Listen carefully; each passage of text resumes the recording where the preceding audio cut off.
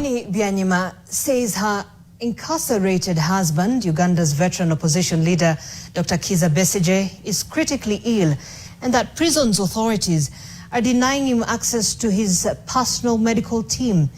And he told me that he had been ill since Saturday. He had acute stomach pain and his temperature was high and he was severely dehydrated. CDF wegwanga. CDF wegwanga lino mutabani wa Museveni Muhoozi yasuza agamba he wants my husband's testicles. Muhoozi has his own testicles. Naye mbadde nsaba twongere okutunula ennyo ku side y'abanyigirizibwa. Thank you. She's really being kind here. She's telling them that, hey, you're just good at making statements and that's it. And you only make these statements once in a century. Says, okay, but please, can you stand with your priest? This is when you know that you're hosting clowns pretty much. If you have to remind them, Jesus was dining with your priest. If you have to remind them, hey, let's stand with your priest. This should be automatic. The moment you are a religious leader, you stand with the disenfranchised, with the oppressed, with the heartbroken, with the wounded. But you have to be reminded because they know you don't have that in you. Interreligious Council of Uganda. You're watching Mordecai Marissa Live Political Commentary. Please consider subscribing to help grow Uganda's Voices of Struggle ecosystem. Thank you. I cannot appreciate you enough for using your valuable time to always go on social media, break down things for people.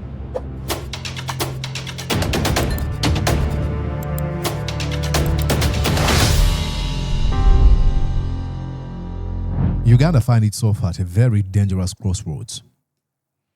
A nation that is standing at a very heartbreaking point. A free fall, if you may, that has been stripped of its moral compass, crushed under the weight of Museveni's repression. The desire of a few folks around Museveni to keep himself in power, they won't care about the direction of Uganda. And this grim reality lays bare by the suffering of the families of opposition leaders, such as Dr. Kizza Besigye and Honorable Kyagulanyi Robert, famously known as Bobi Wine. They've become pretty much collateral damage in Museveni's continued ruthless grip on power. He doesn't care. And that's what we see.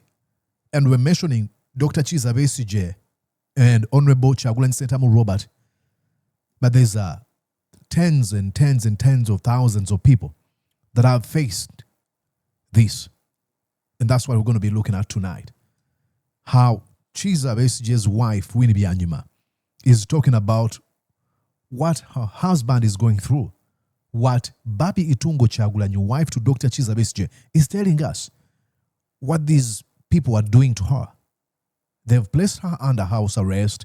They taunt her. They mock her every day as Museveni continues to move around the world, posturing as someone who really cares. And his wife posturing as this caring Christian. Oh my Jesus. Jeez. Let's listen to this story. Winnie Byanyima says her incarcerated husband, Uganda's veteran opposition leader, Dr. Kizza Besigye, is critically ill and that prison's authorities are denying him access to his personal medical team. Uganda's opposition People's Front for Freedom Party states that Besigye's health has reached critical state, claiming he was rushed overnight from Luzira prison to a medical facility in Bugolobi village mall under heavy security. The ailing leader is scheduled to appear in court on Wednesday, the 21st of January, for bail hearing after being denied bail 4 times over a period of 14 months since his arrest in Nairobi and detained.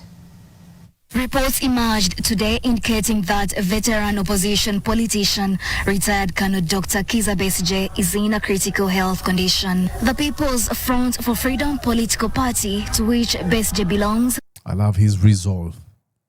You can't break his spirit. You can never break Dr. Kizza Besigye's spirit.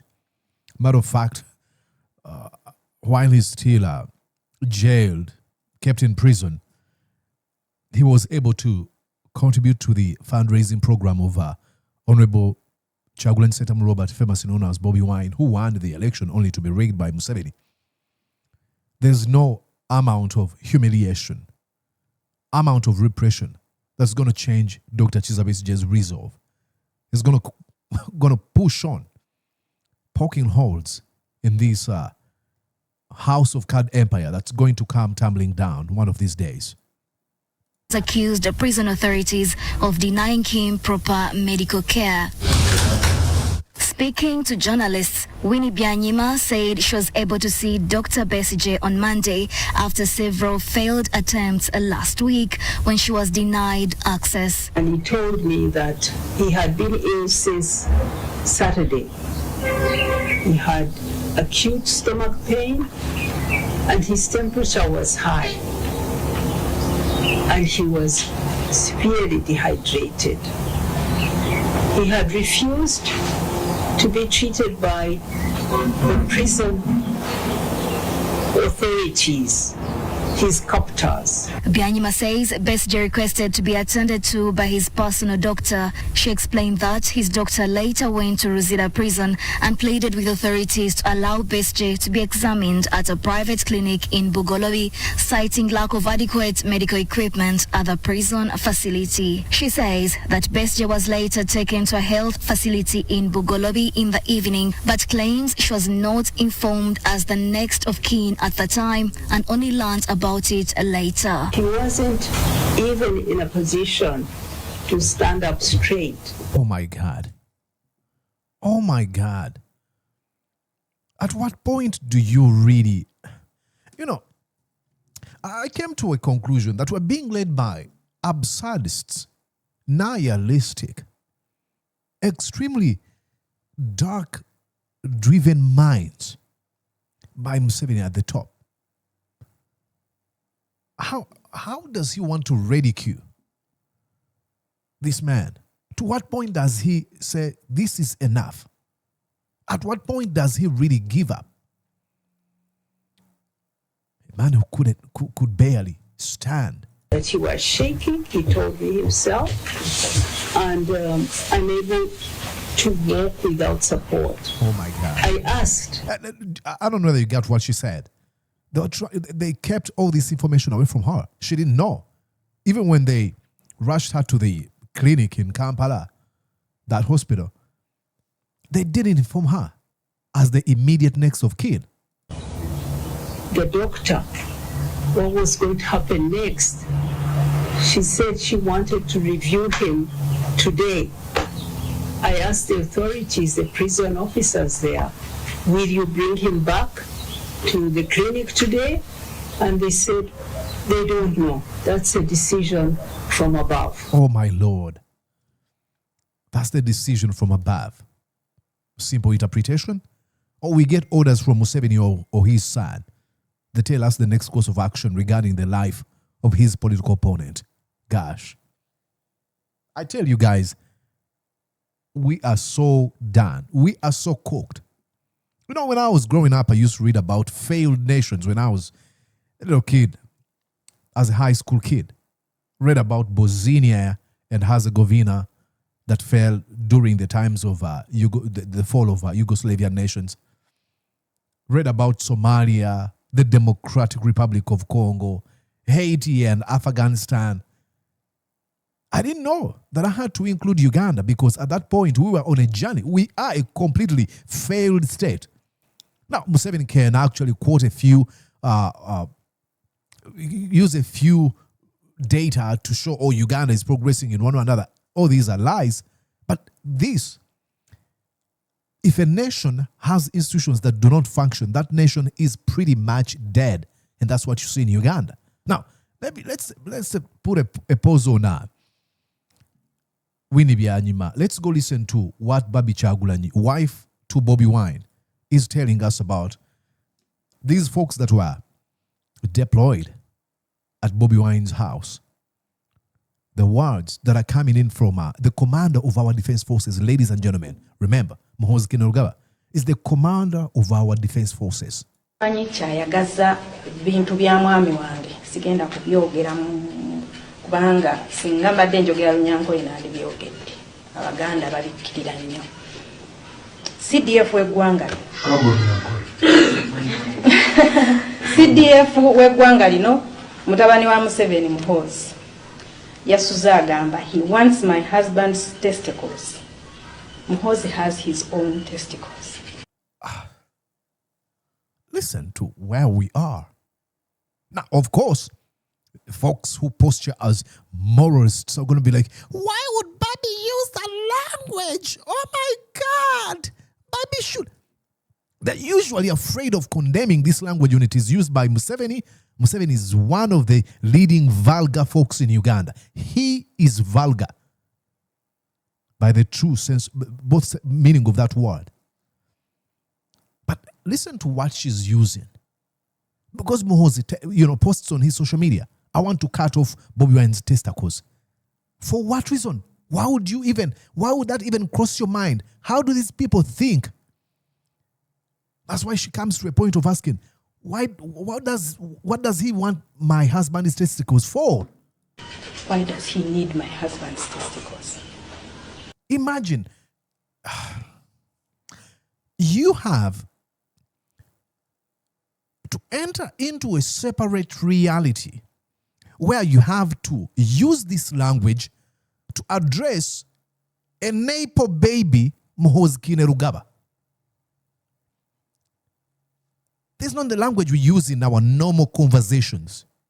But you have to reduce yourself to a level of a thug so that, somebody's calling me here, so that somebody is able to understand you. That's sickening. Gosh. He has threatened several times to kill him. That's one of the reasons why he is on the run. Exactly. But what kind of a country are we living in, ladies and gentlemen? Look at the tweets of Muhoozi Kainerugaba. This is when he threatened to kill Dr. Kizza Besigye. Says, Dr. Kizza Besigye used to call me a clown and a coward. The tree of traitors is waiting for him in Gulu. I'm going to kill him because he called me a clown. And actually this justifies Dr. Besigye's referral to you as a clown. He says, we will hang KB on Heroes Day. That's the best day for him to die. After that, we will arrest anybody who ever spoke ill of Afande Saleh in government. Ladies and gentlemen, these are tweets. Some of these things are, if you told Christopher Nolan to write a script of a drunkard, stupid, narcissistic, neighbor baby who was born with a spoon in his mouth and given a position of the command of command of the defense forces, he couldn't even come up with this script. This is a script from a different planet. Tell me any other Hollywood producer. Christopher Nolan is my best. But he couldn't come up with this kind of a script.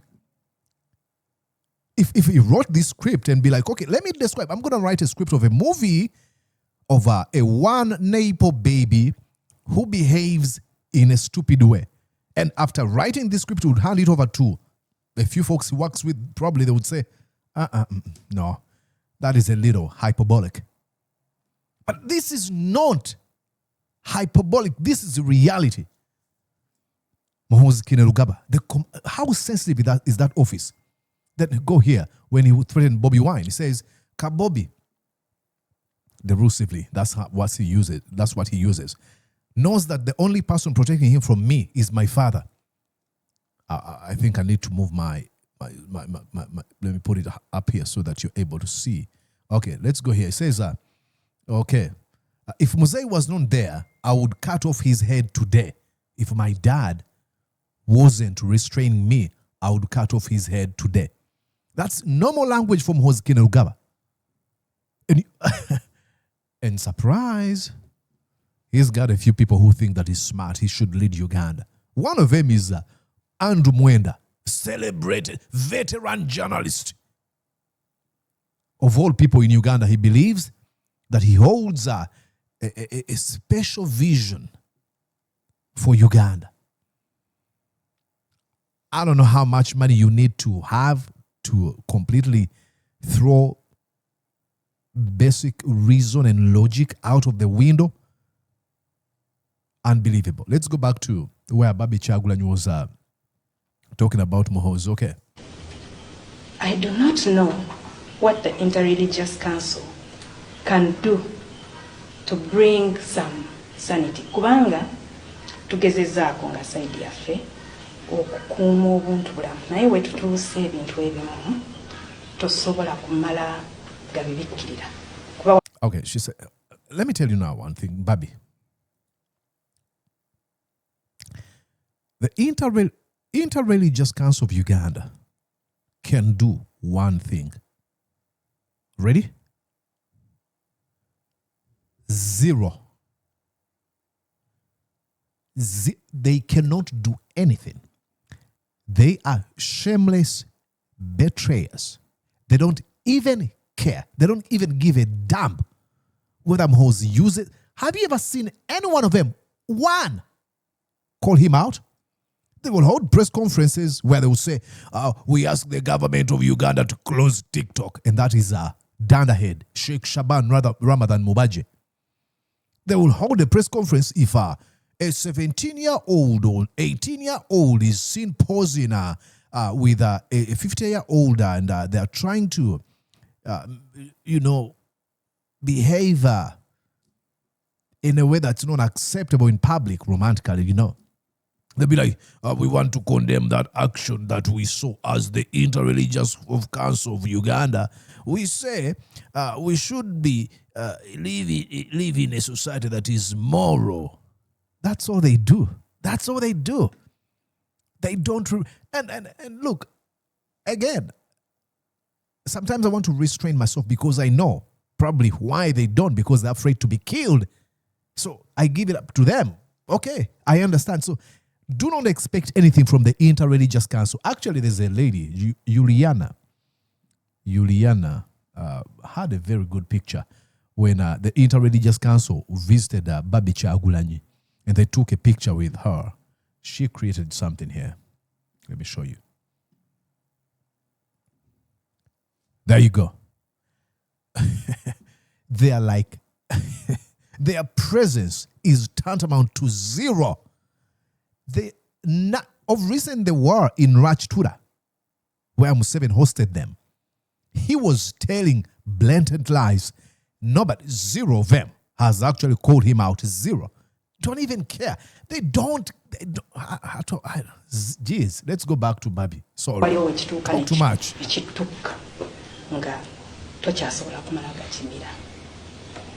We had an election. During the election, we had people killed. During the election, we had people imprisoned. Twebaza nnyo Interreligious Council yavaayo n'ebyogerako. Eyo statement twagiraba era tugisinga mwebali. Naye si buli kimu nti kyogerwako. Era nga bw'ogambye nti mubyogeranga bwe mubirabye. Ebimu bijja leeti ne mubyogerako leeti. Naye mbadde nsaba twongere okutunula ennyo ku side y'abanyigirizibwa. Thank you. She's really being kind here. She's telling them that, hey, you're just good at making statements and that's it. And you only make these statements once in a century. Says, okay, but please, can you stand with your priest? This is when you know that you're hosting clowns pretty much. If you have to remind them, Jesus was dining with your priest. If you have to remind them, hey, let's stand with your priest. This should be automatic. The moment you are a religious leader, you stand with the disenfranchised, with the oppressed, with the heartbroken, with the wounded. But you have to be reminded because they know you don't have that in you. Interreligious Council of Uganda. Can we ask the priest to get out a little bit? You are the one who brought. Did you hear that? Can we ask the press to get out a little bit? Ooh! You're exposing us. I'll play it one more time. Listen here. Okutunula ennyo ku sayidi y'abanyigirizibwa. Excuse me, can we ask the press to get out? Excuse me, can we ask the press to get out? You're starting to expose, you've started exposing us before the press. Can we ask them to get out? And these guys. A little bit. You are the one who brought them. You can ask them. We want to. Abo baatulumba nga 15. Nga 13 baleeta drone. Balina drone zaabwe zitambulira mu bbanga wano. And she goes on to tell us, what happened and what they did when they raided their home. Balina n'ennyonyi ya poliisi eyitaayitamu. Naye nga 15 baatuggalira. Era bw'okkirira ku geeti yaffe ya compound wali. Tulina compound 2. Naye tulina geeti emu etwawula mu compound eri endala. Bajja ne bateekawo ebijjegere. Sheriff bikyaliko. Ne bakutula ekkufulu ya kage. Yeah, she's talking about how they came in and, they placed blockades at the road that takes you to Bobi Wine's house and stuff like that. Hey, these are our people. Lastly, I think let's go here and listen to a little bit to Winnie Byanyima telling us about the misfortunes of her husband. Inviting these media friends, and thank you all for coming. I called this press conference today to tell Ugandans, to tell other people around the world, hoping that you can actually get a message through Uganda to the rest of the world, to those who care about Dr. Kizza Besigye, that he is not well, that he's ill, and I'm very concerned about his health. Last Monday, the prison was closed to visitors. We were taken by surprise. I requested, and they said it would last a week because of elections. I asked whether I could take them some food because they were not ready with this order not to be visited for a week. I think I should explain that visitors are allowed on Mondays, Wednesdays, and Fridays at Luzira Upper Prison. And that is so because the prison is over congested. It has like 4 or 5 times more prisoners than it should have. Oh my God. They are not able to look after them. So most prisoners, their families bring them food and they cook for themselves. Jeez. They don't allow in any way of, there's no refrigerator, nothing. Only raw food is brought. So you keep bringing. You bring one matoke, you come back after 2 days, you bring another, you bring beans, there's no facilities for storing for a couple of days.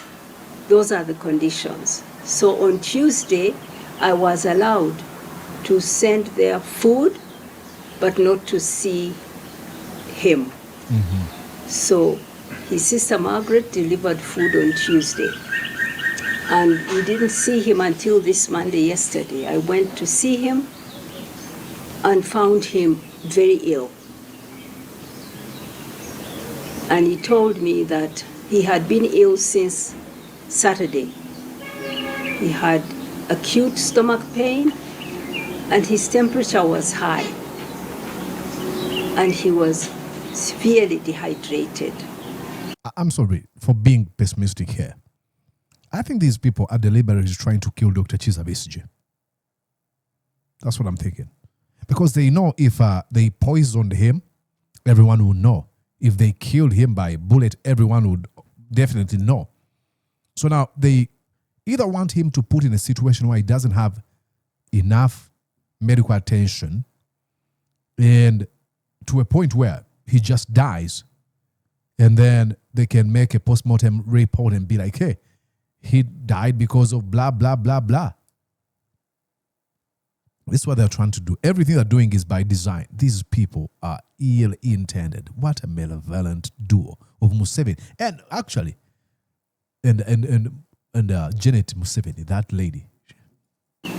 He had refused to be treated by the prison authorities, his captors, and was insisting on being seen by his own doctor. It wasn't until his personal doctor, Dr. Nandi Kanyerezi, God bless her, went there, pleaded with the prison authorities to allow her to have him at her clinic to be examined, because she said there was nothing there at the prison, not enough that he could use to examine her, well, ladies and gentlemen, this is a very long video. This is what I would do. You can go on and watch this. Let me show you here. There's a YouTube channel called The Newsroom Uganda. I think I need to subscribe. Yeah, subscribe. And I'm going to ask you to subscribe as well. Just go on and type in Besigye's life in danger, rush to hospital in tight security, Winnie Byanyima in threats. You're going to get this video. It's 24 minutes. I don't want to keep you here for 20 more minutes. I don't think you would actually wait for 24 more minutes after having me flap my gums here for how many? More than 20 minutes without allowing you to hear what's being said.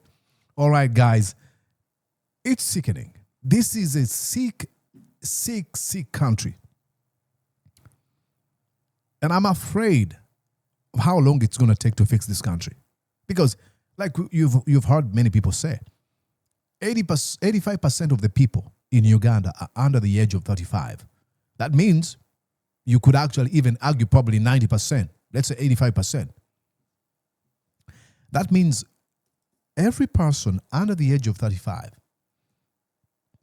their minds about leadership has been shaped by the criminal and evil tendencies of the Museveni regime. That's dangerous. That's a virus that has spread in the entire demographic of people under the age of 35. How do you erase that? I don't know. It takes miracle. It's going to take us quite some time. These people are evil. They brag about their lawlessness and impunity. And people actually who defend them on social media brag about that. That's the card they use. They see you making all these commentary and calling out Museveni, and what they say, come to Uganda. We shall torture you. They don't argue in terms of, well, you can come to Uganda. I'm going to open charges against you and then let's meet in court. Like you see, here, if someone is defamed in the USA, all they say, the next things you see, I guess you have better attorneys. Tell your lies to be on alert because I'm coming after you. Nobody says, oh, I'm coming to you to kill you.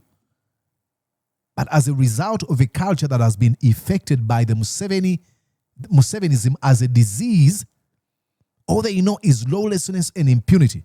If you disagree with them, they want to kill you. They want to torture you. They want to disappear you. They want to make you poor by confiscating everything you have, to dehumanize you.